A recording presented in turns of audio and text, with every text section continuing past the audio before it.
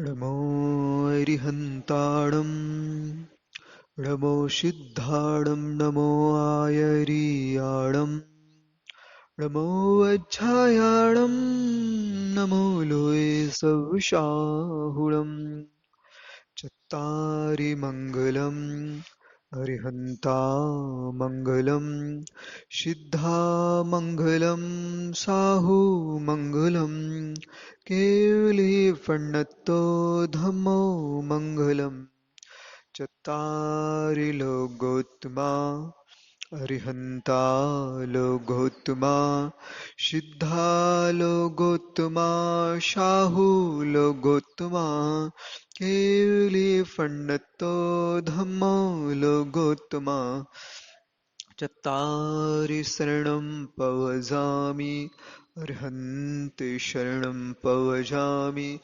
सिद्धे शरणं पवजामि साहु शरणं पवजामि केवली फण्णत्तं धम्मं शरणं पवजामि। अनंत अनंत परम सिद्ध परमेष्टि भगवान की, एक छठ भगवान श्री पार्श्वनाथ भगवान की, आचार्य श्री कुंद कुंद देव की, आचार्य गुरुवर श्री ज्ञान सागर जी मुनि महाराज की, आचार्य भगवान श्री विद्यासागर जी मुनि महाराज की,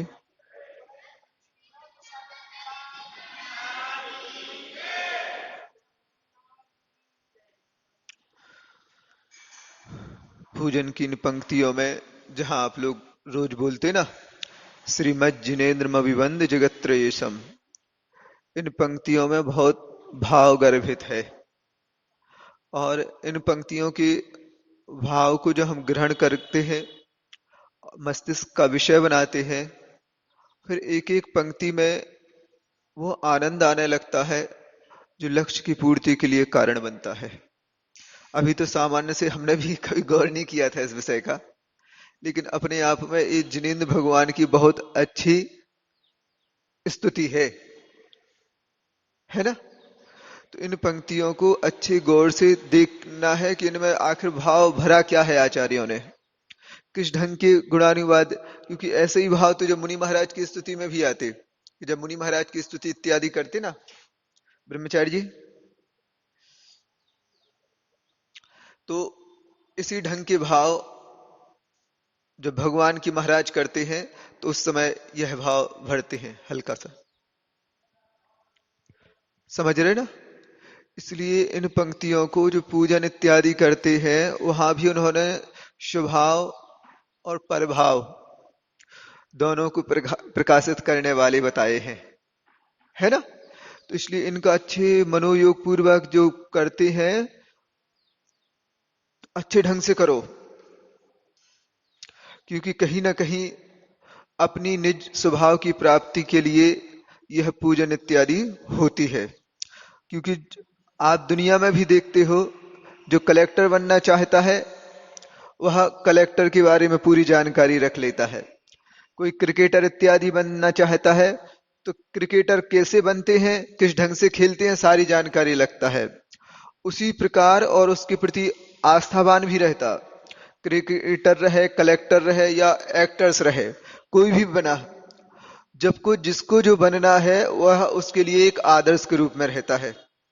यहीं बासोदा के कुछ बच्चे थे, जब नेमावर में थे ना, तो वहां आए थे, माता पिता लेके आए, तो उन्होंने कहा कि हमारे बच्चे बहुत अच्छे हैं, कोई दुर्गुण नहीं है, कोई कमी नहीं है, बस एक बात इनकी अखरती है कि मंदिर नहीं जाना चाहते हैं, मंदिर नहीं जाना चाहते हैं। तो हमने कि भाई, हमने पूछा क्या बात है, तो कहा महाराज जी जो गुण होते हैं आप माता पिता से पूछ लो, हम में कोई कमी है क्या, कोई गलत आदत है क्या। तो माता पिता ने कहा नहीं महाराज जी, इनमें कोई गलत आदत एक नहीं है कि जिसके लिए हमें लज्जित होना पड़े। फिर क्या बात है कि आप मंदिर, तो कहते आवश्यकता क्या है, सारी चीजें तो हम में अच्छी हैं। तो हमने कि क्या क्या अच्छा है, तो बता दिया ऐसी ऐसी बात है, हम ऐसा ऐसा नहीं करते, हम झूठ नहीं बोलते हैं, हम माता पिता से छिपा के कुछ काम नहीं करते हैं, सारी चीजें एक एक चीज करके बता दी। तो हमने उनसे इतना ही कहा कि आपके पास जो गुण है यह गुण पूर्णता को प्राप्त है कि मात्र थोड़े बहुत हैं। जो आप में यह गुण है अच्छाई के, झूठ नहीं बोलते हैं, मायाचारी नहीं करते हैं, छल कपट नहीं करते हैं, पापा इत्यादि की जेब से पैसे नहीं चुराते हैं, उनसे कुछ छुपाते नहीं है, जो कुछ हुआ स्पष्ट बता देते। तो ऐसे गुण पे आप टॉप लेवल पे हो कि अभी और भी बाकी है चढ़ना? तो फिर उन्होंने कहा कि नहीं महाराज जी, बाकी और भी है। तो अब जो बाकी जिनमें और वो गुण बाकी हैं जो अभी आप में प्राप्त नहीं हुए, तो वह अगर वह गुण किसी दूसरे व्यक्ति में हो तो आपके लिए अच्छा लगेगा कि नहीं? तो कहते बिल्कुल अच्छा लगेगा महाराज जी, क्योंकि हम चाहते हैं जो हम फॉलो करने लगे हैं, यह सारे के सारे गुण अगर किसी और में मिलते हैं तो हमारे लिए वह आदर्श के रूप में रहते हैं। हमने कि अच्छा पक्का है, बिल्कुल पक्का है। तो हमने कि सबसे टॉप लेवल पे अरिहंत भगवान है इन गुणों में। अगर तुम्हारे लिए इन गुणों की कीमत है तो सबसे उत्तम अगर इस दुनिया में कोई है साक्षात तो जिनेंद्र भगवान है। वह सारे के सारे गुणों के खान हैं। उनसे अधिक गुण यह कि टॉप लेवल और किसी की है ही नहीं। सबसे उत्कृष्ट स्थिति पे अरिहंत भगवान विराजमान रहते हैं। अब तुम चाहते हो कि नहीं इन गुणों को मानने वाला? हाँ बिल्कुल चाहते हैं। तो सबसे बड़े आदर्श आपके अरिहंत भगवान हैं। तो उनके पास जाओगे कि ना जाओगे? तो बिल्कुल मान लिया, अब तो रोज जाएंगे हम। यह गुणों की अच्छाई तो हमने केवल समेट के रख ली है कि भगवान की जाना, अभिषेक कर लेना, पूजन कर लेना। अब क्यों करना? इस ओर रंच मात्र भी किसी का ध्यान नहीं रखता। आखिर करते क्यों है? करते हैं, बस करते हैं। जैसे कोई अपने आप के देवी देवता को मानते ना, उसी प्रकार हम भी अपने जिनेंद्र भगवान को उन्हीं रूढ़िवादिता के कारण मानते। कभी भी उनके गुणों की ओर तो ध्यान गया ही नहीं है। समझ रहे हैं ना आप? आज हमें जो उपक्रम करना है 10 लक्षण का, अब मात्र भगवान को तो बहुत मान लिया है। अब उन 10 दिनों में भगवान की माननी है। उस 10 दिनों में जो भगवान ने कहा है 10 दिनों में कुछ फॉलो उनको करना है। और जो उस 10 दिनों को मानते हैं और उनकी मानते हैं, उनके अंदर कैसी आनंद की अनुभूति होती है, तो हम जानते हैं संपूर्ण रूप से आपको तो ना मिलेगा, लेकिन चुल्लू भर तो बिल्कुल मिलेगा। अगर उनके उन जो 10 धर्म का वर्णन जिनेंद्र भगवान ने कहा है, अगर वो करने लगेंगे तो अपने आप हर ग्रस्त अपनी पीड़ा का समाधान स्वयं करने लगेगा। उसको हम धीरे धीरे अभी 9 बजने को हो ना, तो उसकी भूमिका के रूप में बताते हैं। अभी पहले इसको विषय सामने रखते हैं। श्रीमज्जिनेन्द्रमभिवन्द जगत्त्रयेशम् स्याद्वाद नायक मनंत चतुष्टयर्हम् श्रीमूल संग सुदृशाम सुखतैक हेतुर जैनेन्द्र यज्ञ विधिरेश मया व्यधायी। श्रीमद जिनेन्द्र, श्रीमान जिनेन्द्र प्रभु, अभिवंद्यम जगत्त्रयेशम, वह अभिवंदनीय है जगत के स्वामी। किससे अभिवंदनीय है? तो 3 जगत के जो स्वामी है वो वंदनीय है। स्यादवाद नायक मनंच चतुष्ट अरिहम, स्यादवाद के विद्या, जो स्यादवाद विद्या है, अनेकांत विद्या है, तर्क विद्या है, न्याय विद्या है, उसके नायक हैं वह। अनंत चतुष्टय अरिहम, और अनंत चतुष्टय के स्वामी हैं।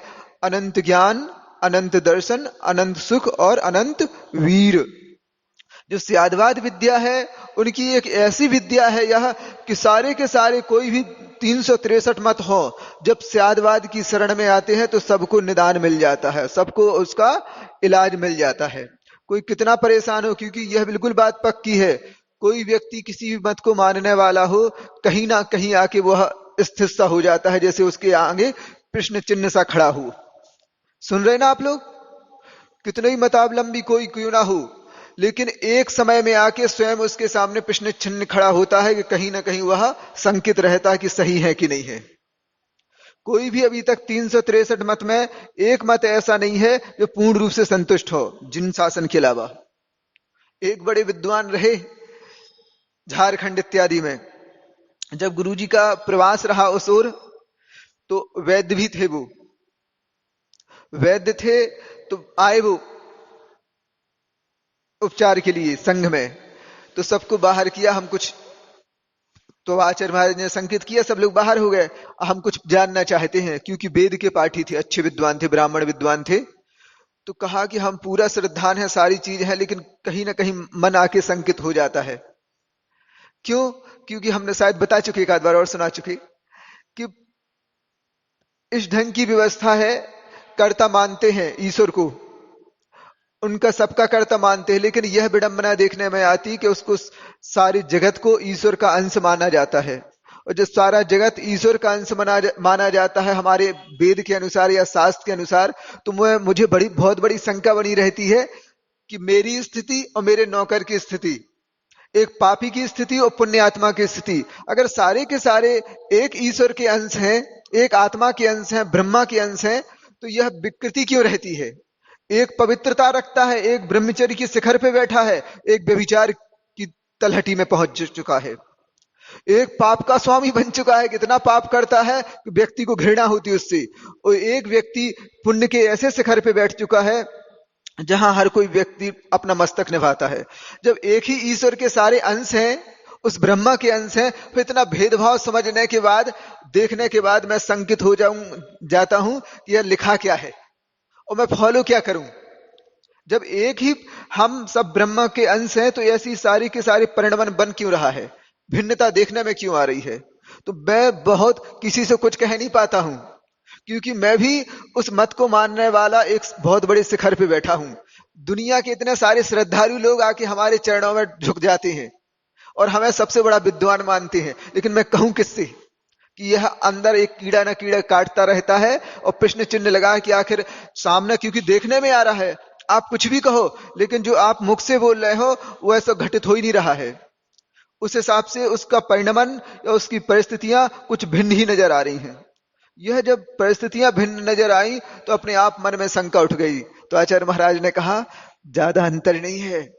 क्या है? बस थोड़ा सा ध्यान से सुन लो। जहां सब लोग जो मानते हैं कि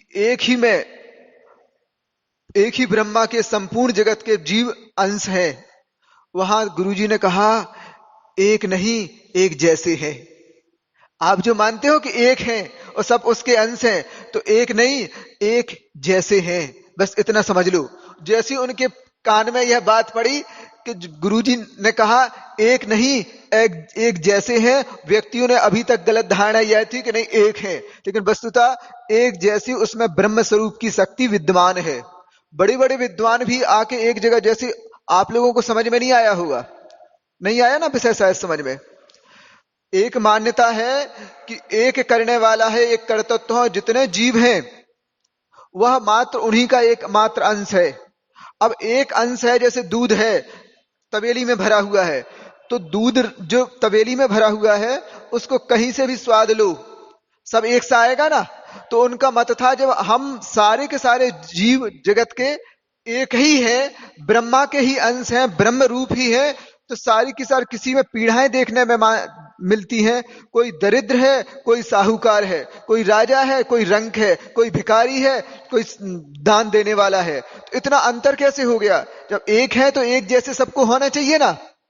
तो आचार्य महाराज ने कहा कि एक नहीं एक जैसे हैं, वह ब्रह्म तत्व की अपेक्षा, उस शक्ति की अपेक्षा सब में विद्यमान है। व्यक्ति सबकी भिन्न भिन्न है, मतलब प्रकट होना सबका भिन्न भिन्न है।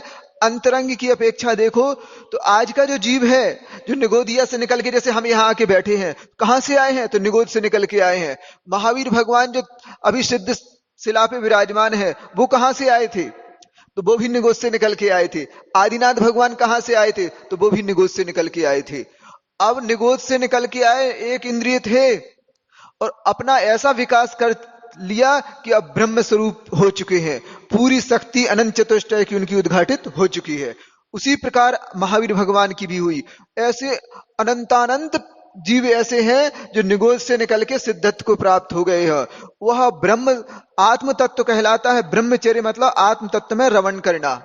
वह ऐसी अवस्था को प्राप्त हो चुके हैं जो सर्वोत्कृष्ट अवस्था है। तो वह ब्रह्मा की अवस्था को अपने आप में प्राप्त हो गए हैं। वही शक्ति हमारे अंदर विद्यमान है। इसकी उस शक्ति की अपेक्षा हम एक जैसे हैं, एक नहीं है, क्योंकि सबके अंदर उस दुख की परिणति अलग अलग रहती, सुख की परिणति अलग अलग रहती है। एक अंश होता तो जैसे तवेली में रखा दूध का कहीं से भी उठा के चुल्लू में लो, एक सा स्वाद आता है। वैसा हर आत्म तत्व में परिणमन नहीं होता, सुख दुख की अनुभूति सब में अलग अलग होती है। तो कहीं ना कहीं भिन्नता तो है। तो आचार्य महाराज ने कहा एक नहीं एक जैसे है।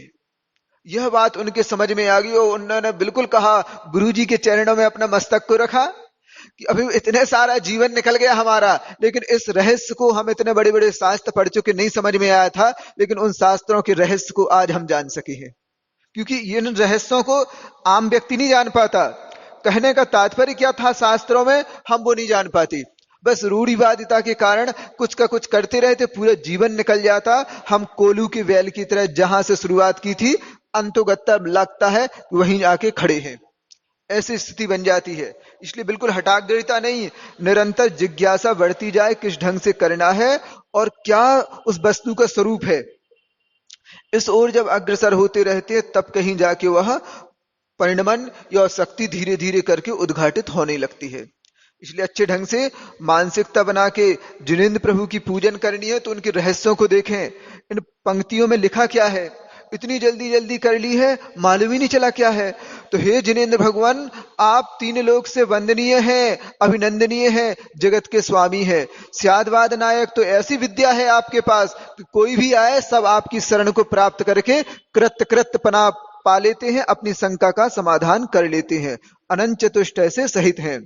श्री मूल संग सुदृशाम सुखतैक हेतु, यह जो मूल संग के सम्यक दृष्टि पुरुष हैं, जिनकी समीचीन दृष्टि है, वह ऐसे पुण्य के बंध में हेतु उस जैनेन्द्र यज्ञ विधिरेश मयाभ्यधाई, जो मुख्य रूप से पुण्य बंध के लिए कारण है, वह ऐसी जिनेंद्र प्रभु के यज्ञ मतलब जिनेंद्र भगवान की पूजन को शुरू करता हूं, किया करता हूं। इस ढंग के भाव रखो, वहां उनके गुणों का अनुवाद होता है। स्वस्ति त्रिलोक गुरुवे जिन पुंगवाय, स्वस्ति स्वभाव महिमोदय सुस्थिताय, स्वस्ति प्रकाश सहृजो ज्योतिर्दिंगमाय, स्वस्ति प्रसन्न ललिताद्भुत वैभवाय, स्वस्ति त्रिलोक गुरुवे जिन पुंगवाय। तो तीन लोक के गुरु कौन है? जिन पुंगवाय, जिनेंद्र पुंगव कहलाते प्रधानभूत।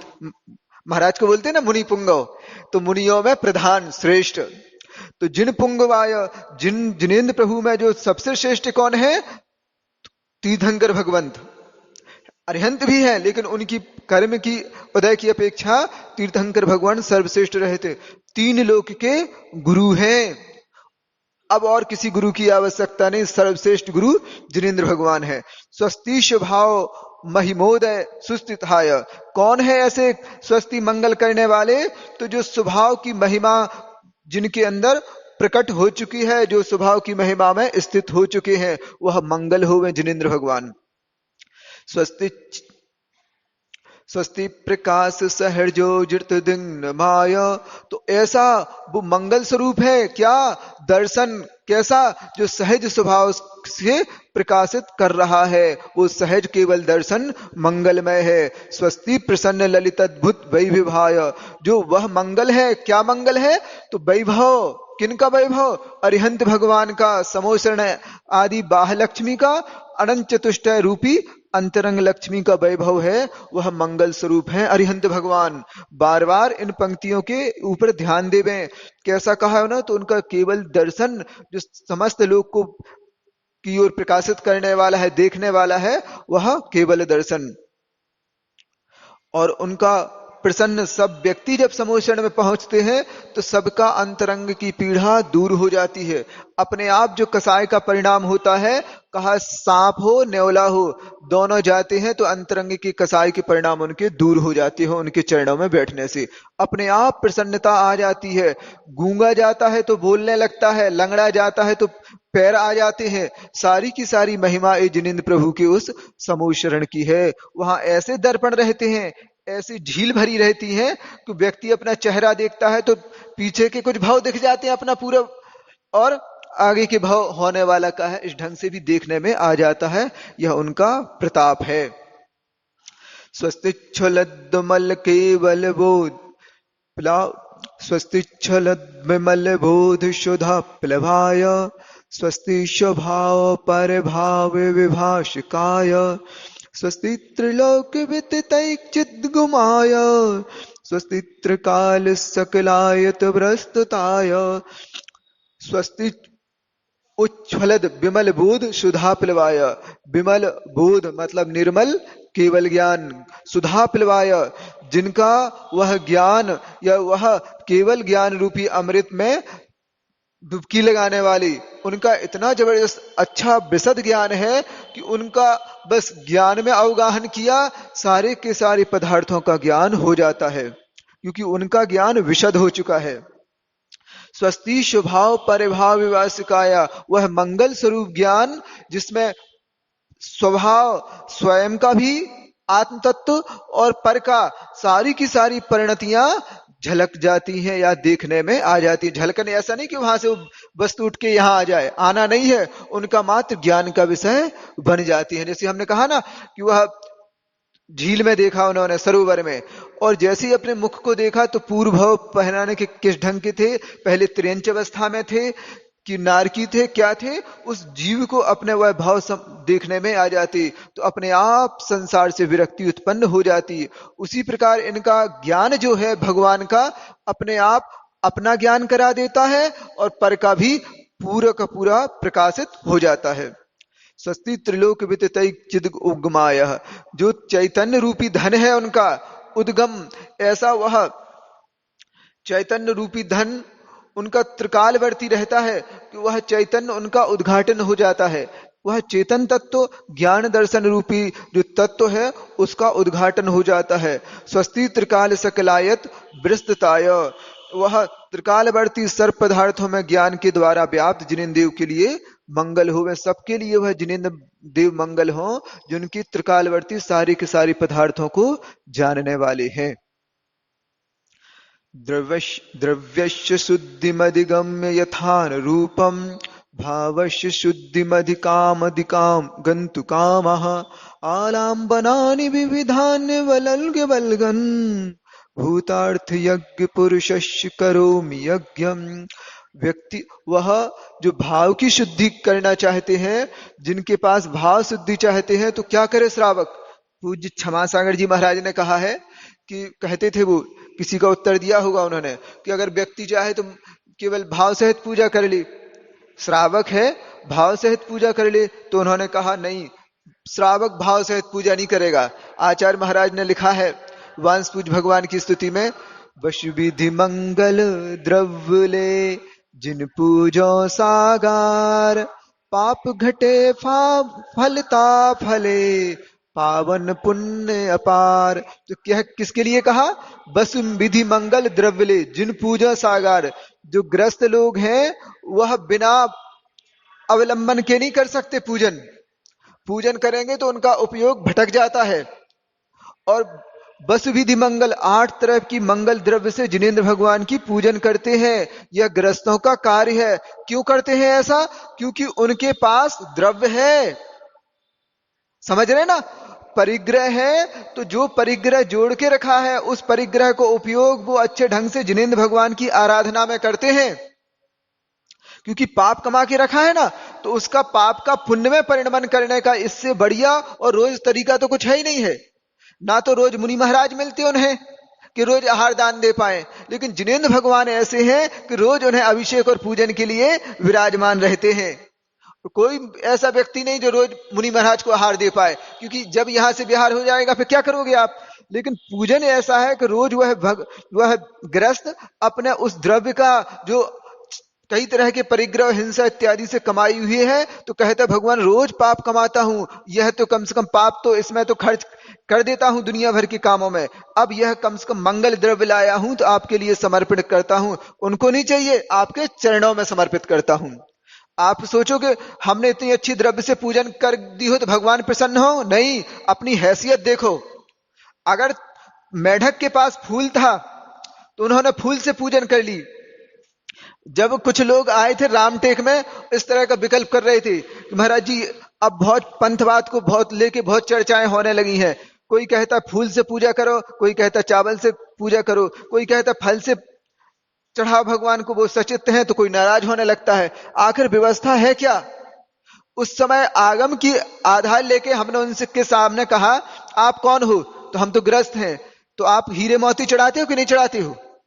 नहीं महाराज नहीं चढ़ाते। क्यों नहीं चढ़ाते हो। तो हीरे मोती चढ़ा देंगे तो हम तुरंत कंगाल हो जाएंगे, हमारे पास तो है ही नहीं कुछ। फिर क्या चढ़ाते हो? तो हम तो चावल चढ़ाते हो, दूसरा व्यक्ति बैठा था, हम फूल चढ़ा देते हैं। अच्छा तुम फूल चढ़ा देते हो, तो आप फूल क्यों चढ़ाते हो? क्योंकि मेढक ने चढ़ा है। आप चावल क्यों चढ़ाए? तो किसी ने कहा है कि यह अचित्त होता है इसलिए चढ़ा दो। अब इस ढंग की मान्यताएं करने लगे आप। गौर करेंगे आगम पे तो इस ढंग के प्रसंग आए हैं आगम में कि जिनके पास जिस जैसी हैसियत होता है उस हैसियत के हिसाब से व्यक्ति पूजा करता है। ये हठाग्रता तो समय को लेकर पनपने लगी। वो 13 पंथ में बट गए, वो 20 पंथ में पट गए।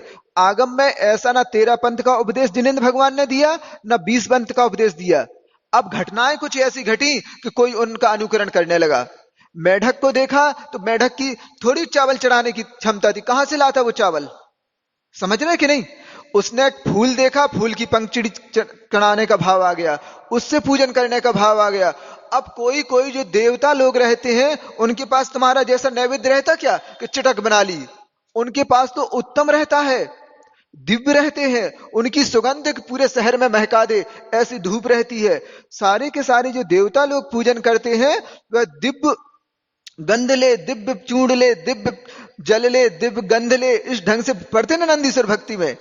दिव्य गंध ले, दिव्य चूड़ ले, दिव्य बसन ले, यथा यथा, तो दिव्य दिव्य रहती है। आपके पास वैसी नहीं है तो आपके पास जैसी क्षमताएं रहती हैं उस हिसाब से पूजन की जाती है। आज उसको तूल बना दिया है। और महाराज जी उसमें तो आया है कि पंखुड़ी मतलब फूल चढ़ाने चाहिए, फल चढ़ाने, चढ़ाए हैं, चढ़ाने वाले ने चढ़ाए हैं, लेकिन विधान है क्या? उस रावण भी तो था, जब कैलाश पर्वत पे बाली मुनि महाराज ने दबा के द्वारा दब गया था तो रोने लगा था, फिर वहां से निकला तो क्षमा मांगी, और फिर अपनी जब बीणा से भगवान की भक्ति करने लगा, सुना कि नहीं आपने? बीणा से भगवान की भक्ति करने लगा तो उस बीणा का तार टूट गया बजाते बजाते, तो उसने अपने हाथ की तंत्रिका को निकाल लिया, नस को, और उससे बांधा और इसके बाद बीणा बजाने लगा। तो ऐसा आगम में नहीं आया क्या?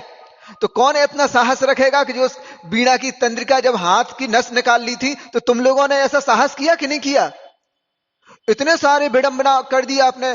20 पंथ का एक पंथी 13 पंथी बन गए, वो 20 पंथी बन गए। इन चीजों को लेकर इतने समाज में विद्रोह कर दिया है। अरे उनने तंत्रिका अपनी नस निकाल के कड़ी, आज कोई साहस करेगा क्या? कोई नहीं करेगा। क्यों? आगम में नहीं लिखा क्या? उसी पद्म पुराण में तो लिखा है जिसमें आप फूल का वर्णन देते हो, फलों का वर्णन देते हो। हम किसी का समर्थन या विरोध नहीं करना चाहते, लेकिन मात्र आप अपनी बुद्धि को सुलझाएं। आगम में इस ढंग का कोई विधान नहीं है। जो जिस योग्य रहा उस योग्य पूजन कर ली। एक दादाजी प्रसंग सुनाते थे कि कोई व्यक्ति शिखर जी की वंदना के लिए जा रहे थे, तो उनके यहाँ जो काम करता था तो उसने बहुत प्रशंसा सुनी तो भैया हमें भी ले चलो। तो भाई तुम क्या करोगे? नहीं, हमने सुना है कि वह पवित्र क्षेत्र है, एक बार वहां हो जाएंगे तो कल्याण हो जाएगा हमारा। तो नहीं, चले चलो, हम तुम्हारा काम करते रहेंगे। तो वो व्यक्ति साथ में चलता, उसी कुल्हाड़ी से लकड़ी वगैरह दे के इनके रसोई की व्यवस्था कर देता। अब जब वो शिखर जी पे पहुंचा तो देखो सब लोग तो अच्छा अच्छा चढ़ाएंगे, सब अपनी अपनी द्रव्य चढ़ाते हैं। मेरे पास है क्या? दूसरे से मांग के चढ़ाने का विधान नहीं था। आज ऐसी व्यवस्था बन चुकी है कि आप पुजारी से द्रव्य ले लेते और चढ़ा देते। यह लज्जाजनक बात है। अपने हाथ से स्वयं धोते अच्छे पूरी विशुद्धि के साथ। आप जिस विशुद्धि के साथ धोगे उसके नंबर मिलते हैं। पहले भी ऐसी व्यवस्था थी, दूसरे की वस्तु को दान देने की व्यवस्था नहीं थी। अपने पास जो वस्तु है उसको दान देते हैं, उससे ही पूजन करते हैं। तुम इतनी दरिद्र हो क्या भगवान द्रव्य भी पुजारी से लोके चढ़ाओगे क्या? दरिद्र तो नहीं हो, हाथ कमजोर तो नहीं है आपके, फिर क्यों नहीं धोते हो? घर का सारा काम कर लेते हो और थोड़ी थोड़ी काम, दुकान में इतना सारा काम करते हो, यहाँ के नहीं पुजारी धोके देगा जब कर पाएंगे, और नहीं दिया तो उसको डांटने लगते हो। है? तुम पूरा पूरा पुण्य यहीं खाली करके चले जाते हो, जितना कमाया इतना ही यहाँ गमा के छोड़ जाए, इस ढंग से करने लगते हो। तो वो व्यक्ति नहीं, हमारे पास जो द्रव्य है उसको चढ़ाऊंगा। तो था क्या द्रव्य? कुल्हाड़ी थी। पूरी भावना के साथ प्रभु जीवन सफल हो गए आज इस क्षेत्र पे आके। वो सबसे पहले, अब कोई देख ना ले कि क्या चढ़ा रहे हो, तो सबसे पहले वंदना के लिए चल गया और जाके पहली ही टॉक पे उसने वो कुल्हाड़ी अर्पण कर दी। वही मात्र आजीविका का साधन था उसका। और जैसे ही वो बाकी सबकी वंदना करके चुपके से नीचे आ गया, सब लोग जो बड़े बड़े सेठिया लोग जा रहे थे वंदना करने, उनने देखा अरे इस सोने की कुल्हाड़ी कौन चढ़ा गया। सब लोग अचंभित थे कि सोने की चढ़ाई, हमसे बड़ा सेठ कौन है जो सोने की कुल्हाड़ी चढ़ गया इस पे। इस ढंग के भाव जब हमने सुने तो लगने लगा कि आखिर है क्या। तो क्या कुल्हाड़ी चढ़ाने का विधान बनाओगे क्या पूजन की सामग्री में? हैं? अगर यह कोई प्रसंग लिख दे आगम पुस्तकों में, कालांतर में 50 साल बाद कोई पुस्तक पढ़े तो देखो महाराज ने लिखा है ऐसा, तो एक कुल्हाड़ी चढ़ाने वाली परंपरा बनाओगे क्या? जब उनसे कहा इस ढंग की आप परंपराओं पे हट करने लगे, जिनका उपदेश जिनेंद्र भगवान की वाणी से नहीं निकला, और आप इस ढंग से करने लगोगे तो कितने पंथ बन जाएंगी। बिल्कुल, जिस व्यक्ति ने इन पंथों को बनाने में अपनी भूमिका निभाई है वो नियम से दुर्गति का पात्र होगा। जिनेंद्र भगवान की इतनी सफेद चादर में इतने सारे छेद कर दिए, इतने सारे मत और मत को निकालने वाला होगा वो सम्यक दृष्टि तो हो ही नहीं सकता है। जिसके माध्यम से नए नए मत जिनेंद्र भगवान के शासन काल में छेद के रूप में उत्पन्न हो रहे हैं, वो सम्यक दर्शन का कोई पत्यारा नहीं है। इस बात का ध्यान रखना चाहिए। जब जब इन पंथों पे हटाग्रह होता है, जिद होती है, तो कहीं ना कहीं वहां तीव्र कसाय काम करती है। नहीं तो जिनेंद्र भगवान ने जो अमृत जैसी वाणी जिनवाणी के रूप में दी है, फिर आपकी यह कहां से सोच आ गई है? परिस्थिति बन गई अलग बात है, हमेशा चलाओगे क्या? एक और महाराज की आत्मानिवेशी है, उसमें एक निकला था, एक बच्चा बहुत जिद कर रहा था, नहीं टॉफी दिला दो टॉफी दिला दो, तो माता पिता ने दिला दी। भाई पहले कहते रहे कि वो अभक्ष होती नहीं खाने, लेकिन बच्चा तो बच्चा है, नहीं चाहिए हमें तो, अब भाई चाहिए है तो ले लो। अब उस समय आचार्य महाराज के परिसर में थे जहां गुरुजी विराजमान थे, इतनी देर से रो रहा था उस टॉफी के लिए, ले ली, और जैसे गुरुजी के दर्शन करने गए तो सब लोग चढ़ा रहे थे। अब जो टॉफी छोड़ना नहीं चाहता था, उसने वो टॉफी ली और गुरुजी के उस बाजोचे पे चढ़ा दी। सब लोग द्रव चढ़ा रहे तो उसने चढ़ा दी। अब यह प्रसंग पढ़ के कोई टॉफी के चढ़ाने का नियम बना ले तो एक पंथ ऐसा भी पैदा हो जाए कि नहीं एक टॉफी चढ़ाने वाला पंथ है। हो नहीं सकता क्या? हो सकता है। यह पुस्तक को पढ़ के कोई 25-50 साल बाद ऐसा भी पंथ निकल जाए जिसमें टॉफी चढ़ाई जाती भगवान को। हो सकता है। समझ रहे कि नहीं? उसी प्रकार जो आज 363 मत हो गए, या जिनेंद्र भगवान के मानने वालों में इतने सारे पंथ के प्रभेद हो चुके हैं, मात्र यही छोटी बुद्धि का परिणाम है। जिनके पास जो चढ़ा रखा वो चढ़ा देते हैं, इसमें कोई दो मत नहीं। रास्ते में जाते हैं तो श्रावक लोग जो अजैन व्यक्ति हैं, हमने देखा कि जाके अपने पास ज्वार है तो ज्वार चढ़ा दिए, जो उनके पास रहता वो अर्पण कर देते, कोई देखते ही नहीं। गुड़ है तो गुड़ की थैली रख के लो महाराज के चरण में चढ़ा दी। तो ऐसी परंपरा डालोगे क्या? बिल्कुल अच्छे ढंग से अपनी सूझबूझ लो। जो घटित हुआ है आगम में लिपिबद्ध किया है कि मेढक के पास और कुछ नहीं था, चढ़ा दिया। कहीं गजमुक्ता भी तो चढ़ाने का आता है, मनोरमा ने गजमुक्ता चढ़ाए, तो आज कोई ऐसा साहस कर पाता क्या कि रोज मोती चढ़ाए? एक नहीं साहस करता। फल फूल पे लड़ाई झगड़ा करने लगते हो, कोई चावल पे लड़ाई झगड़ा करने लगते हो कि तुम गरीब हो, दरिद्र हो, सोना चढ़ा चांदी नहीं चढ़ा सकते हो क्या? चढ़ा सकते हो, कहां चढ़ाते हो? उस समय सारे आर्ष परंपरा के हैं, हम ये परंपरा के इस ढंग की बोलने लगते हैं। एक बार ध्यान नहीं है कि नहीं आगम में लिखा है सोने चांदी मोती चढ़ाने का नहीं आया क्या? आया है, रत्न चढ़ाने का भी आया है। एक व्यक्ति नहीं चढ़ाता उसको। है फूल कह दिया, जो फ्री का मिल गया, यहां वहां के पेड़ का गिरा तो फूल चढ़ा दिया। उनको चावल, इतने से चावल, करोड़पति व्यक्ति है, मुट्ठी भर चावल चढ़ाने लगा, चावल चढ़ाने की परंपरा में कोई पुष्ट करने लगा। उसका सीधा सा है, जो जिस हैसियत का रहता है वह द्रव्य चढ़ाई जाती है, और फिर रहता उसकी गुणवत्ता पे। असैमी है तो विवेक नहीं लगा पाता क्या, उसको तो गुरु महाराज देखे या प्रभु देखे तो जो उसके पास रहा चढ़ा दिया। कई व्यक्ति को देखा जब गुरु जी के सामने आते तो अपनी सिगरेट छोड़ जाती। अब चढ़ाई थोड़ी है, उसका तात्पर्य था कि अपने त्याग कर दी। कोई पाउच, गुटके का पाउच चढ़ा जाता, उसका गुरुजी के दर्शन किए, उस दिन संकल्प ले लिया कि अब नहीं खाएंगे। अब कोई लिख दे कि नहीं ये भी चढ़ाए जाते हैं तो और सारी विडंबना हो जाएगी। इसलिए बहुत विवेक से किसी का भी इस ढंग से समर्थन नहीं करना। कोई कहे या कुछ भी कहता रहे, अच्छे ढंग से सुन लो, जान लो, हाँ कहने दो। कोई भी रहे, नहीं अपन 20 पंथ, कोई पंथी बंथी नहीं। भगवान ने ना 20 पंथ का उपदेश दिया ना 13 पंथ का उपदेश दिया। इस बात को ध्यान रखो। किसी भी पंथ का भगवान ने उपदेश दिया ही नहीं है। जो कुछ आया है सब विकृति के रूप में आया है। इसलिए आपस में कलह मत किया करो। थोड़ी बहुत अगर कोई 19-20 करता है पूजन इत्यादि की पद्धति में, तो हर किसी से लड़ो झगड़ो नहीं, तुम ऐसे करते, अरे कर लेने दो, ऐसा कर लेने दो। समझ में आया कि नहीं? तुमने पहले नैवेद्य क्यों चढ़ा दिया, तुमने दीप क्यों चढ़ा दिया, यही बातें होती रहती हैं। इतने ही समय कमाते रहती हो। तुमने ठौना ऐसा रखा, तुमने ठौना वैसा रखा। यह चीज कुछ बेबुनियाद सी है। हमारे पास जब कई पूजन वाले आते ना, तो जैसे करना है कर लो तुम। अब क्या कर सकते? है ना। कोई अब है ऐसे व्यक्ति, वो फल चढ़ा देते, हम फल चढ़ा दो कोई टेंशन नहीं है, हमें थोड़ी खाना है, और तुम दोगे तो प्रासुख लेता हूं, कच्चा लेता ही नहीं मैं। समझ में आया कि नहीं। अब तुम कैसी भूमिका में हो? व्रती है तो अपने आप व्रती रहता है, तो वो एक देश अहिंसा का पालन करता है, तो सचित अचित्त का विवेक रखने लगता है। जो असंयमी है उसको ज्ञान ही नहीं है, कच्चा भी खा लेता है, सब्जी भी खा लेता है, कुछ दे दो। लेकिन व्रती होता है तो अपने दिमाग लगाता है कि अब सचित है। सचित्त का अर्थ चित्त सहित, चित्त सहित क्या मतलब? चेतन तत्व। समझ में आया कि नहीं। जो फल है उसमें असंख्यात या अनंत अनंत जीव राशि विद्यमान है, तो सीधा ऐसा नहीं चढ़ा के वो अचित्त कर लेते फिर चढ़ाते, महाराज को भी ऐसे देते। इसलिए अचित्त खाने का विधान नहीं है। अचित्त सीधा केला खा लिया, सेव खा लिया, यह वस्तुतः उसमें अनंतानंत जीव राशि विद्यमान रहती, अनंतानंत जीव है उसमें, इसलिए अचित्त किया जाता है, ताकि वह अंदर स्वास्थ्य को भी ठीक रखे और मानसिकता पे भी अच्छा प्रभाव डाले। सुन रहे कि नहीं। इस ढंग से, अच्छे ढंग से मानसिकता बना के कुछ भी करो, किसी की कोई भी बातों में नहीं आओ। कोई अलग से नया मत बताए तो सुन लो, लगे कि फैलाने वाला है तो हाथ जोड़ लो, प्रस्थान आगे करो। हमारी एकजुट समाज है, इसमें बिखराव मत लाओ। तो हमें ऐसे धर्म पने की आवश्यकता नहीं है। समझ में आए। धर्मात्मा की चोला ओढ़ के कोई आ जाए और आपस में विध्वंस कराने लगे, ऐसी हमें आवश्यकता नहीं है। वो धर्मात्मा है ही नहीं जो आग लगाने वाला हो। अच्छे ढंग से अपनी इसी तरह घर गृहस्थी में सूझबूझ के करो। कुछ कहता है, सबको संभालना आता है, किस ढंग से करते हो, बहुत विवेक पूर्वक करते जाओ।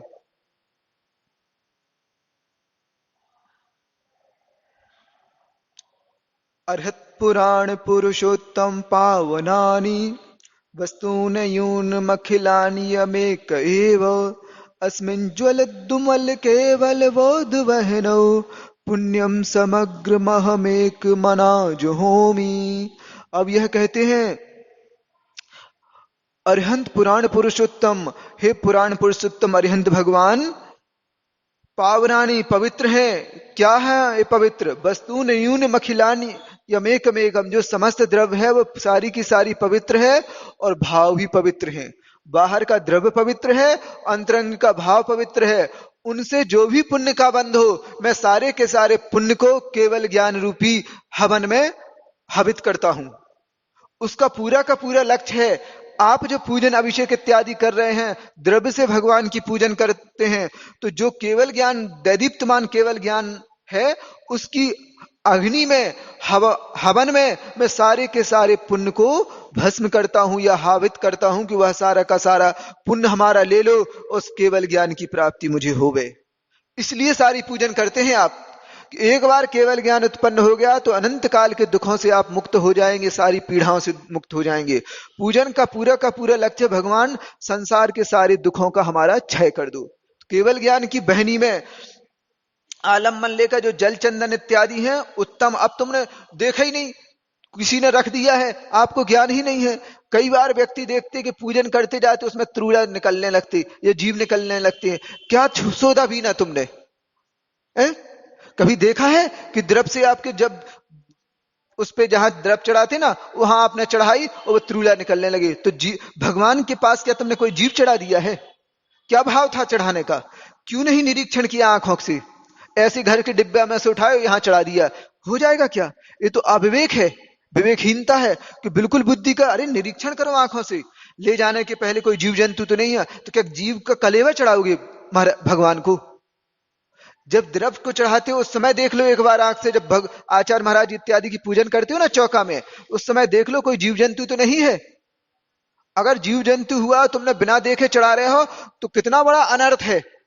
वो गलती से हो गई, गलती नहीं, प्रमाद से हुआ है, लापरवाही रही है, इसके नंबर आपके नेगेटिव माइनस मार्किंग में होगी आपकी। इसलिए एक एक काम विवेक से करना है।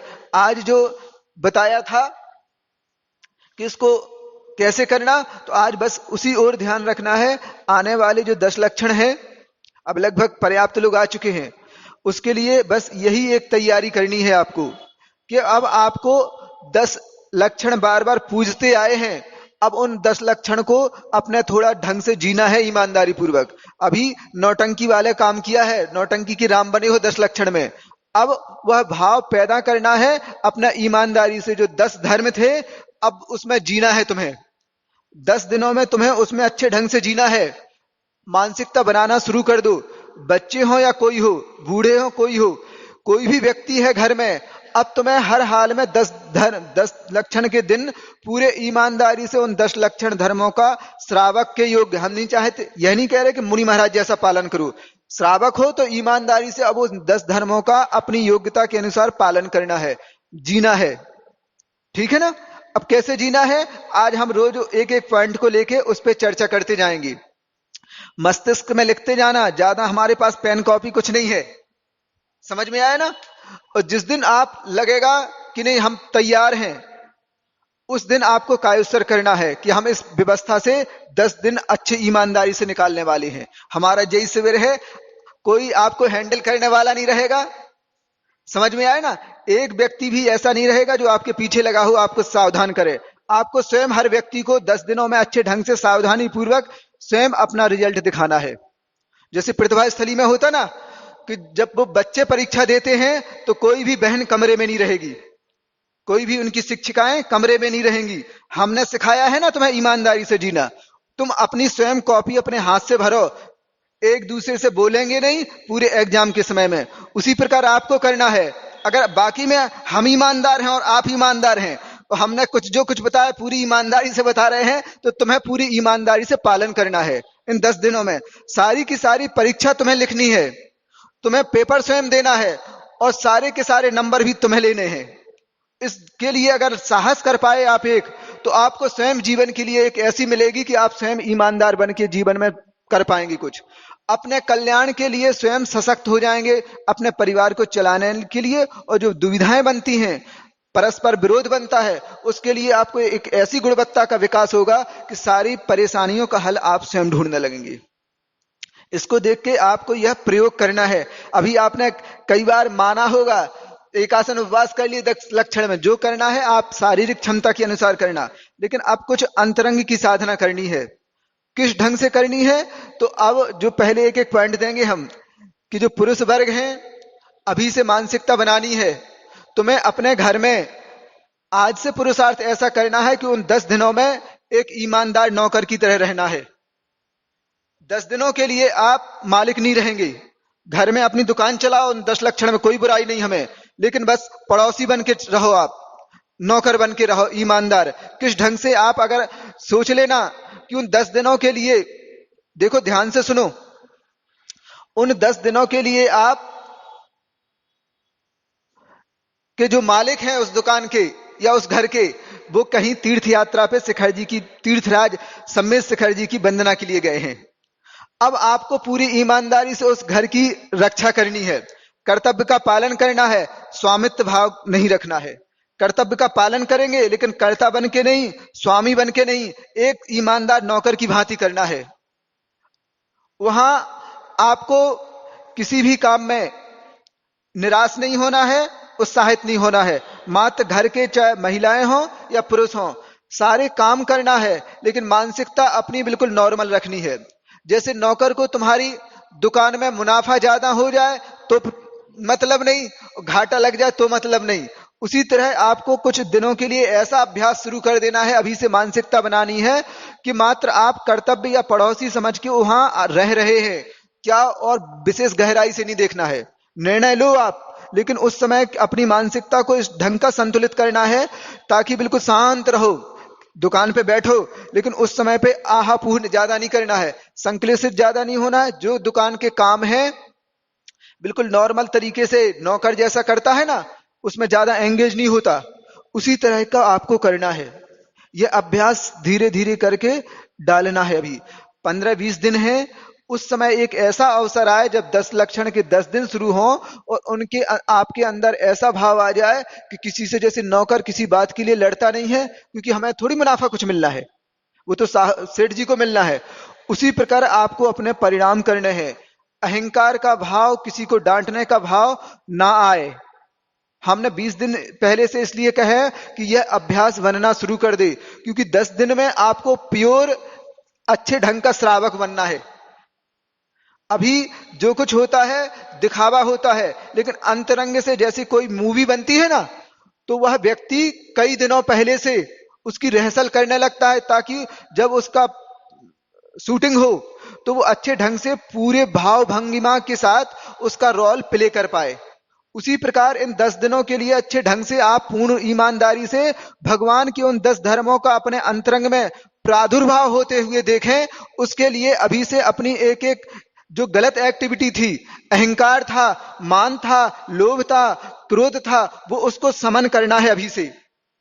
उन 10 दिनों में जैसे परीक्षा देते हैं या और मूवी की शूटिंग होती है, उस समय वह व्यक्ति बिल्कुल तन्मय हो जाता है, उसी प्रकार छुड़वाएंगे नहीं घर किसी का, बिल्कुल पक्का है किसी का घर नहीं छुड़वाना है। लेकिन रसोई घर में काम करते हैं तो अपना मात्र कर्तव्य समझ के करना नहीं, हम बनाने वाले हैं, अहंकार को इसको छोड़ देना। मात्र हमें इस संसार में रह रहे हैं तो इस व्यवस्था से हमें काम करना है। बस में रहता ना तो कंडक्टर रहता है, आपसे पैसा लिया मालिक को दिया, उसी प्रकार दुकान में बैठ के करना है, उसी प्रकार आपको चौके में करना है। एक एक शांत, एक एक कुछ भी प्रतिक्रिया हुई, अब अभ्यास करना है कि हमें नाराज नहीं होना है, अभ्यास करना है कि हमारे अंदर अहंकार ना आए, अभ्यास करना कि लोभ ना आए। समझ रहे कि नहीं? दुकान चलाओ, सब कुछ चलाओ, लेकिन इस ढंग से करो कि अंतर वो कसाय धीमी होती जाए। इस तरह का प्रयोग करना है समय समय पे, और इसको कैसे बढ़ाना है वो बताते जाएंगे। कुछ समय में जब आप अपनी कसायों पे थोड़ा सा भी नियंत्रण कर पाएंगे ना, तो अंतरंग का जो आनंद आएगा, स्वयं अपने मुख से बोलेंगे महाराज पूरा जीवन जी लिया हमने, ऐसा आनंद कभी नहीं आया। बिल्कुल पक्का मानो आप। एक एक कसायों पे जब थोड़ा थोड़ा नियंत्रण अभी से शुरू कर देंगे, उन 10 दिनों में आपका जीवन ऐसा रहेगा, जैसे कहते ना भरत जी घर में वैरागी, तो वैराग्य के दर्शन आपको उन 10 दिनों में होंगे। ऐसा आनंद आएगा कि भगवान, ऐसा भी गृहस्थी में रह के आनंद आ सकता है क्या? और इस परिपाटी से जो आप 20 दिन पहले से रिहर्सल करेंगे, आप अपने स्वास्थ्य में भी जबरदस्त लाभ देखेंगे। स्वास्थ्य में भी कई तरह की बीमारियां शांत होने लगेंगी अगर आपने सफल प्रयोग किया तो। 10 दिनों में ऐसा हल्कापन महसूस होगा जैसे हम स्वस्थ से बहुत कुछ स्वस्थ हो चुके हों। अपने आप मन शांत होने लगेगा। अब हमें आप आज ही से हैं, एक एक अपनी एक्टिविटी को देखें। कुछ जो आप प्रतिक्रिया नौकरों के ऊपर करते हैं, बच्चों के ऊपर करते हैं, पत्नी के साथ करते हैं, या पत्नी के पति के साथ करती है, बच्चों के साथ करती है, एक एक अपनी उस प्रतिक्रिया की ओर नजर डालनी है कि कहीं ये घमंड के बसीभूत होके हो रहा है क्या, गुस्सा के बसीभूत हो रहा है, माया के बसीभूत हो रहा है, कैसी ढंग से हो रहा है, रति के अनुसार हो रहा है। जो आप एक्टिविटी कर रहे हैं तो वासना से प्रभावित होकर पति पे डोरे डाल रहे हैं क्या, पति पत्नी पे डाल रहा है क्या? उन परिणामों को पकड़ना है, उन परिणामों को स्वयं अपने मन से शांत करना है। इन्हीं 10 दिन में हमें ईमानदार बनना है, तो अब परिणाम पकड़ो अपने। हमारा ये मलिन परिणाम है, गंदा परिणाम है, तो उसको शांत बिठा लो। धीरे धीरे इस 10-20 दिन के पुरुषार्थ के फलस्वरूप जो 10 दिन का आनंद आएगा वो अलौकिक आएगा, आना तो अभी से शुरू हो जाएगा। ठीक है ना? अब किसी के मुख से अगर गलती से निकल गया क्रोध, तो साहस रखना कि कान पकड़ लो, गलती हो गई हमसे। समझ में आया ना? किसी को भी डांटते हो तो किस हिसाब से करना, आपको मना ही नहीं है, लेकिन आपको मात्र केवल 10 दिनों के लिए करनी है। अभी से उन परिणामों के हमारे क्रोध के भाव आ रहे हैं, कैसे हमें इस ढंग से बोलना है कि क्रोध आने के बाद भी हमारा क्रोध बाहर ना आ पाए। जीवन भर के लिए नहीं है, लेकिन मात्र 10 दिन के लिए है। अभ्यास के लिए अभी से तैयारी रखनी है। समझ में आया कुछ को? किसी को? करेंगे ना? इस ढंग का प्रयोग करना है। इसमें किसी को कोई घाटा नहीं है, कोई पैसा नहीं लगेगा आपको, और कहीं ना कहीं आप एक जीवन के एक अनूठे अनुभव को पाएंगे। स्वयं लगने लगेगा कि पार होने का मार्ग हमें मिलने लगा है। स्वयं लगने लगेगा कि इस इतनी भाव की, इतनी निर्मल परिणति भी गृहस्थों में हो सकती है। अपने आप कई व्यक्ति अपने आप जो कई बुराइयों को छोड़ नहीं पा रहे थे, उनके अंदर से वो दुर्गुण धीरे धीरे करके निकलने लगेगा। अपने आप भावों की ऐसी निर्मलता बहेगी कि आनंद अंदर से आएगा। क्योंकि जब जब कसाएं उपशांत होने लगती हैं तो स्वाभाविक गुण प्रकट होने लगता है। वो स्वाभाविक गुण आत्म तत्व का है। क्षमा, उत्तम क्षमा वो आत्मा का धर्म है, क्रोध नहीं है। उत्तम आर्जव आत्मा का धर्म है वो। तो आप अपनी संपत्ति से स्वयं परिचित होने लगेंगे। इसलिए अभी से 20 दिनों से अभ्यास करना है। 10 दिन में हम चाहते हैं कि वह परीक्षा के दिन रहे, कि आप उसमें पूरे 100 के 100 नंबर लाएं, है ना। कोई भी व्यक्ति रहे, बालक रहे, बूढ़ा रहे, बच्चियां रहे, बच्चे रहे, बड़े, सबको इस ढंग का प्रयोग करना है। अगर यह प्रयोग कर लिया तो विवाह के बाद वे बहुत सारी जो तनाव होते हैं, डिवोर्स की परिस्थितियां बनती हैं, उन परिस्थितियों से अभी से बचने का उपाय उसमें मिल जाएगा धीरे धीरे करके। जो आज बिखराव होता ना, अपने आप समाधान ढूंढने की क्षमता उत्पन्न हो जाएगी। समझ रहे कि नहीं आप? सबसे बड़ी समस्या इस डिवोर्स की चल रही है। अगर इन कुछ दिनों में आपने अभ्यास कर लिया तो धीरे धीरे करके जो किसी के मन में शंका रहती, बिल्कुल उठ के पूछ सकते हैं, ऐसी परिस्थिति बनी थी, क्या कर सकते हैं, पूछ सकते हैं या लिख के भेज सकते हैं। उन परिस्थितियों को कैसे हैंडल करना है हम धीरे धीरे करके आपको बता देंगे। आप एक अच्छी जीवन शैली जीने के लिए अपनी भूमिका बना लेवे, ठीक है ना। ईमानदारी से अब की बार इतने सारे 10 लक्षण गुजारे ना, अब भगवान की मानी, अब भगवान की माननी है। अभी भगवान को मानते थे, अब भगवान की माननी है। उन 10 धर्मों का स्वयं प्रयोग करके वो भगवान बने हैं, और वही प्रयोग अब आपको थोड़े से रूप में करना है, ठीक है ना। अब किसी के पास कोई शंका हो तो ला सकते।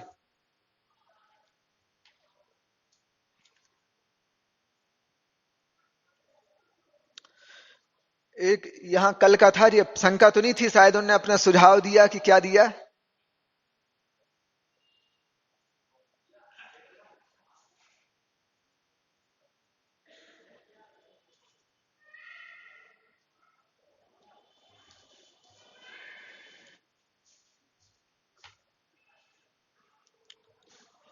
दुकान की चाबी देखकर दुकान याद आ जाती है, बालक की फोटो देखकर बालक याद आ जाती है, दुश्मन को देखकर दुश्मन की दुश्मनी का कारण याद आ जाता है, भगवान की प्रतिमा देखकर अपना आत्मा याद क्यों नहीं आता।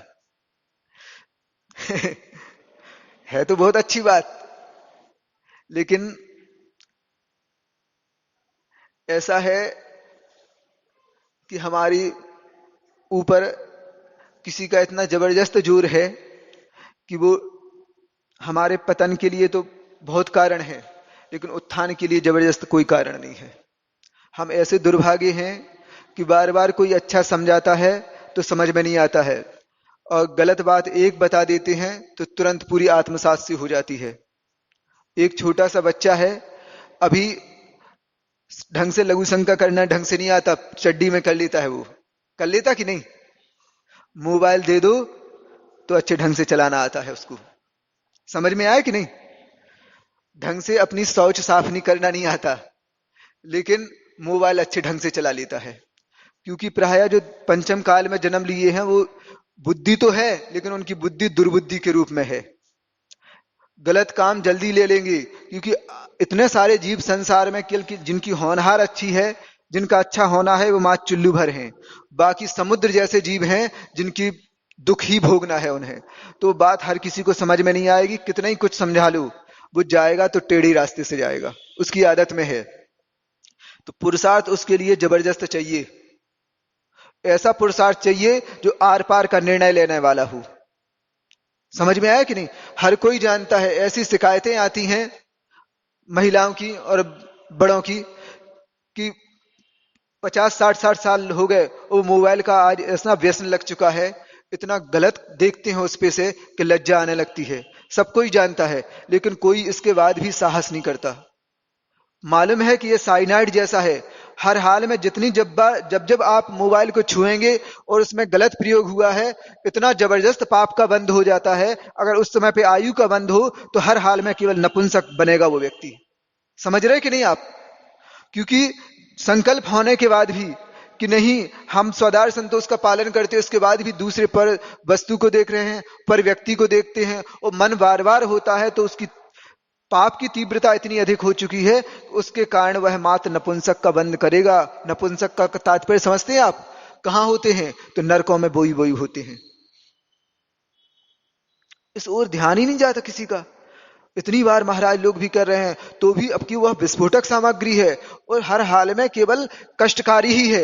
एक साथ पांचों पाप हो जाते हैं। इसलिए ध्यान पूर्वक ध्यान दो, उसको बार बार अपने मंथन को ले जाओ कि यह सही नहीं है। आज जो पहले आप ईमानदार थे मन से, अब वो ईमानदारी आपकी खो चुकी है। इतना पाप का बंध होता, इतना पाप का बंध होता कि पंचम काल के अधिकांश जीव आज जो हैं वो 90% केवल मोबाइल के कारण दुर्गति में जाएंगे। उतना जैसे स्वयंभू रमण में समुद्र में जो महामत्स्य था ना, उसके कान में जो तंदुल मत्स्य था, वो मात्र सोचने के कारण कि अरे इतने सारी मछलियां इसके मुख में आ रही हैं, एक भी नहीं खा रहा, अगर मैं होता तो एक को ना छोड़ता। उसी प्रकार की परिणति जो मोबाइल चलाता है और गलत उसका प्रयोग हो रहा है, उस व्यक्ति की है, क्योंकि व्यसन जैसा उसके खून में शामिल हो चुका है। वो बार बार उसका मन नहीं मानता और वो उसमें उसका गलत दुरुपयोग करता रहता और निरंतर ऐसे पाप का आश्रय करता कि वह मात्र नरकों में ही जन्म लेगा, या जो व्यभिचारी इत्यादि होते उनमें ही उनका जन्म होगा। एक दूसरे के पीछे वो भागते रहते, वैसे जीवन मिलने वाला है। त्रियंज गति में सुअर सुअर को देखते ना, ऐसे ही होने वाला है। इसलिए बार बार अपने मन को समझाओ कि इतना पाप का बोझ लद रहा है प्रतिदिन, हम उसकी निर्जरा तो चुल्लू भर नहीं कर पा रहे, उस पाप को धो तो इतना नहीं पा रहे हैं, और रोज लादता इतना जा रहे हैं, कहां जाओगे उसका फल भोगने? अपने मन को स्वयं समझाना है, तब कहीं जाके वो साहस कर पाएगा कि नहीं, अब ना लूंगा मैं। अगर नहीं ऐसा समझा पाते हैं तो बाकी में कोई कुछ हम बुरी बात लगती है तो लग जाए, लेकिन बिल्कुल पक्का है इतना पाप का बोझ लेके जाएंगे आप कि भव भव में भटकती रहेंगी। अभी जो तन मिला है ऐसा तन मिलेगा ही नहीं। ऐसा तन मिलेगा कि जिस पे व्यक्ति थूकेगा, चाहे पुरुष हो या महिलाएं कोई हो। आपने किया क्या है? आपने जो विवाह भी करवा लिया है, स्वदार संतोष व्रत का पालन किया, इसके बाद भी दूसरे की ओर नियत खराब करते जाते हैं आप। उसके अलावा इतना, एक तो व्रतों को भंग करने वाला कौन कहलाता? समझ में आया कि नहीं? आप व्रतों को भंग कर रहे हो। आपने अग्नि के साक्षी पूर्वक फेरे लिए हैं, इसके बाद भी दूसरे के स्त्री की ओर देखते हो। तस्वीर में ही सही महादोष माना जाता। उन्न मन्ना मन्नेसु रूबेसु मन्ना मन्ना गंदेसु, और कठ पुस्त यह लिखा है जिनवाणी में। पुस्तक के माध्यम से देख लेता है, किसी के फोटो के देख लेता है, तो उसके माध्यम से भी इतना असंख्यात गुना पाप का बंध होता रहता है। अच्छे ढंग से बिल्कुल वह संस्कार आपके द्वारा आपके बच्चों में पड़ रहे हैं। आप अगर उसको बार बार देखते हैं, वो संस्कार आप जब भोजन बनाते हैं तो आपकी आपकी आत्मा पे पड़ा हुआ है, और भोजन बनाते हो तो सारा का संस्कार उस भोजन पे पहुंच जाता, और वही भोजन जब आपके बच्चों के पेट में पहुंचता, पति के पेट में पहुंचता या दादा दादी के पेट में पहुंचता, तो उनके अंदर भी वही व्यभिचार का गुण विकसित होने लगता। आपने मात्र अपना हित नहीं किया, पूरे परिवार का हित कर दिया है। सारे परिवार को इस पाप के लिए प्रेरित कर चुके हैं इनडायरेक्ट में आप। इस बात को इतना सोचो, अपने लिए करते तो कोई बात नहीं थी, लेकिन आप उस ऐसी स्थान पे बैठ चुके हैं जहां से पूरा परिवार बंधा है, और आप अगर हल्का सा भी आपका मन मलिन होता है तो सारे का सारा असर उसके पूरे परिवार पे पड़ता है। उस दिन कहा था कि जब एक पेंसिल बता सकती है कि इन्होंने अपने पति की हत्या की है पुद्गल होने के बाद, तो आपका मन मलिन हुआ है, आपका मस्तिष्क मलिन हुआ है, तो आपका संस्कार के आसपास की वस्तुओं पे नहीं पड़ेगा क्या? बिल्कुल पड़ेगा। आप जब वह गंदे विचार आए आपके मन में, बार बार आंखों ने देखा, अब उन्हीं आंखों से भगवान को देखोगे क्या?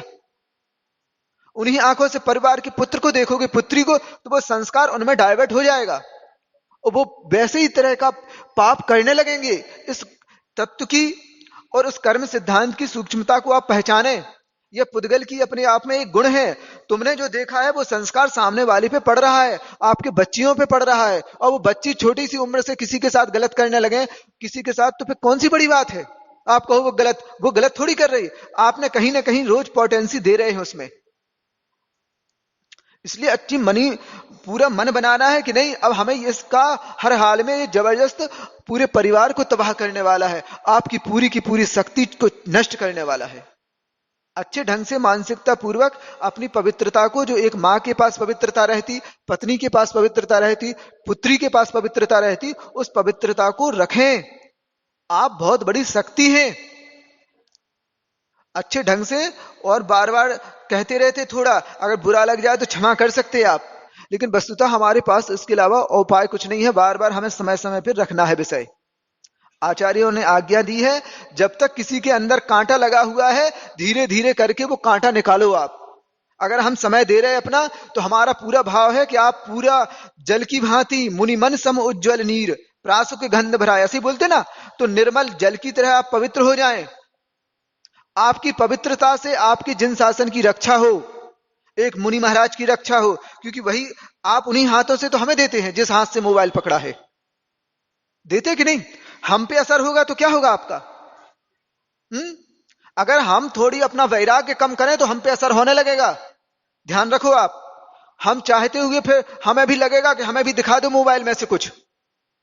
समझ रहे हैं कि नहीं आप? क्योंकि आपके ही तो अन्न खाना है हमें। आप जो पका रहे हैं, आपके पास पवित्रता नहीं होगी तो हमारे पास पवित्रता कहां से आएगी? पूरा जिन शासन के नाश करने का पाप आपको लगेगा। अच्छे ढंग तो हम आहार नहीं देंगे तो और दुर्गति में जाओगी तुम। कोई भी, चाहे पुरुष हो या महिला हो। इसलिए अच्छे ढंग से अपने मन को कठोर करना है कि अब हमें हर हाल में बहुत हो गया, बहुत पाप का बोझ सिर पे लाद लिया है, अब हर हाल में इस पाप के बोझ को से फ्री होना है हमें। समझ में आया कि नहीं? अच्छे ढंग से मानसिकता बनानी है कि हमें उस वस्तु का प्रयोग नहीं करना है जो सबके लिए घातक हो। आप बिल्कुल पक्का माने, आप सफल हो जाएंगे। क्योंकि ये गर्व के संस्कार अभी आप में नहीं है, आपके पुत्र पुत्रियों में हो सकते हैं।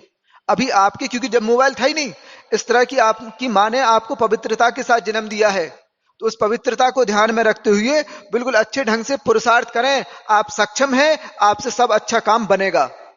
ठीक है ना? इतना ही पर्याप्त है इसमें। सबसे पहले देव दर्शन क्यों कहा, कृपया समझाने की कृपा करें। जब तक उनके स्वरूप के को आप निहारते नहीं हैं, सबसे पहला असर देखो। एक चीज और है, अभी शोधकर्ताओं ने कहा है कि आंखों से लगभग 80 के 83% विषय बनता है। आंखों से 83% विषय बनता है।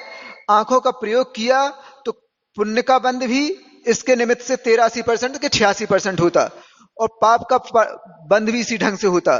तो कहते हैं सबसे पहले भगवान के दर्शन कर लो, क्योंकि दुनिया में सबसे पवित्र हैं तो जिनेंद्र भगवान हैं। समझ में आया कि नहीं? तो सबसे पहले दुनिया को ना देख के सबसे पहले उठो, भगवान के चरणों में पहुंच जाओ कि भगवान सबसे पहला हमारा शुभ मंगल तो आज हो गया, आपके दर्शन कर लिए। पावन मेरे नयन हुए तुम दरसते, कहते कि नहीं? तो भगवान के दर्शन करने के बाद अपने आप लग जाए, भगवान हमें भी संसार से पार उतार लो। उनके दर्शन करने के बाद दिन की शुरुआत हो जाए कि अपने वैभव का ज्ञान हो जाए। भगवान के वैभव को देख के अपनी निज उस सत्ता की महिमा का ज्ञान हो जाए हमें, कि भगवान जैसे आपका कल्याण हो चुका वैसे ही हमारा कल्याण हो। इतना विलंब करना, इतनी देर देर से मंदिर आना, ये ठीक थोड़ी लगता। तो सबसे पहले जब तक ऐसे ढंग से, अब कोई देखते 11-12 बजे आ रहे हैं, तो सारे पाप तो, एक तो तुमने अपना दिन खराब कर लिया, इतनी लेट उठते हो। जो ब्रह्म मुहूर्त कहा है, जिसमें बाकी में आप पे अच्छा संस्कार पड़ना था, वो तो तुमने केवल व्यसनों में या निद्रा में गंवा दिया, प्रमाद में गंवा दिया। जहां दुनिया के सर्वश्रेष्ठ जिनेंद्र भगवान है, जहां सबसे पहले उनको देखना था, सबसे पहले क्या देखते हो तुम? बोलो ना। मोबाइल देखते हो। देखते कि नहीं देखते? तुमने अपनी शुरुआत पाप से कर ली है। अब तुम्हारा मंगल हो गया क्या? मंगल तो होने वाला है ही नहीं है। जिसका शुरुआत पाप से हो रही है वो उसका मंगल थोड़ी होना है। वो परिचायक है कि तुमने पाप से शुरुआत कर दी है, तो उसका पाप का फल दुख ही होगा, तो वो दुख मिलेगा। इसलिए सबसे पहले आपका कोई विषय बनता है, सबसे पहले अच्छा भगवान का नाम ले लो, तो भगवान के दर्शन कर लो। ठीक है ना? पर्याप्त है? इतना समय हो गया, आज 2 मिनट और ज्यादा हो गया। बोलो आचार्य भगवान श्री विद्यासागर जी मुनि महाराज की बोधि समाधि परिणाम शुद्धि स्वात्मोपलब्धि शिव शौक सिद्धि चिंतामणिम चिंतित वस्तु दाने तो अबंध मानस ममास्तु देवी।